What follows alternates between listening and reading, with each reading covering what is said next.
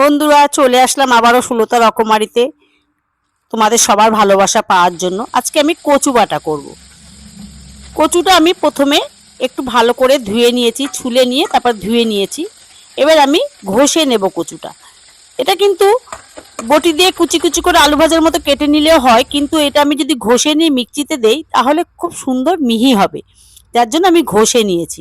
নেওয়ার পরে আমি এভাবে মিক্সিতে দিয়ে বেটে নেব। তা বন্ধুরা, কচুতে অনেকেই খেতে চায় না, ভাবে কি গলা চুলকায়, কচু খাবো না বাটা। কিন্তু যত গলা ধরা কচুই হোক না কেন, কচু বাটায় কিন্তু গলা ধরে না। মানে কেন ধরে না, মানে আমি যে রসটা ফেলে দিচ্ছি ছাঁকনির মধ্যে করে নিয়ে, আমি চামচ দিয়ে চেপে চেপে কিন্তু আমি রসটা ফেলে দিচ্ছি, যার জন্য গলা ধরার কোনোভাবেই কোনো কারণ নেই, এটা গলা ধরে না। তো এইভাবে কিন্তু কচু বাটাটা খেতেও হেব্বি সুন্দর লাগে, মানে দুর্দান্ত খেতে। তা আমি তো অনেকেই নারকেল দিয়ে বাটে, তা আজকে আমি একটু লঙ্কা পেঁয়াজ দিয়ে একটু অন্যরকম করে বাটবো।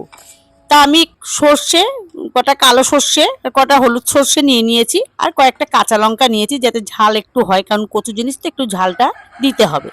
তা আমি পেস্ট করে নিয়ে কচুর সঙ্গে মিশিয়ে দেবো।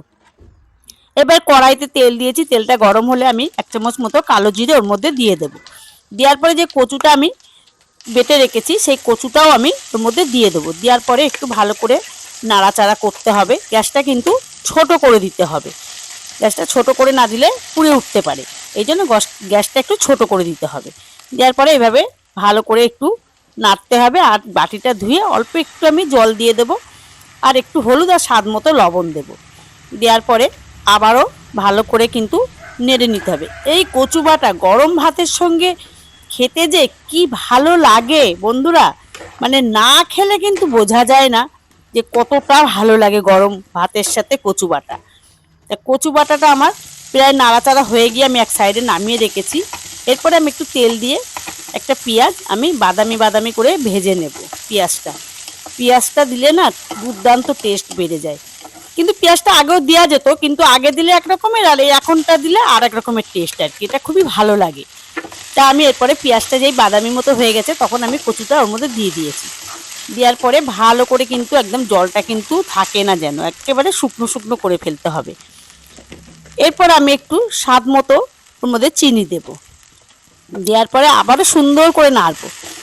যখন দেখবো যে কড়ার থেকে ছেড়ে ছেড়ে আসছে তখন বুঝতে হবে যে আমার কচুটা হয়ে গেছে, তখন নামিয়ে নিতে হবে। তো এইভাবে কচু বাটা খেয়ে না দেখলে কিন্তু কেউ বুঝতে পারবে না যে কতটা সুন্দর লাগে। মানে এই কচু বাটা দিয়েই কিন্তু এক থালা ভাত খাওয়া হয়ে যায়, এতটাই সুন্দর লাগে।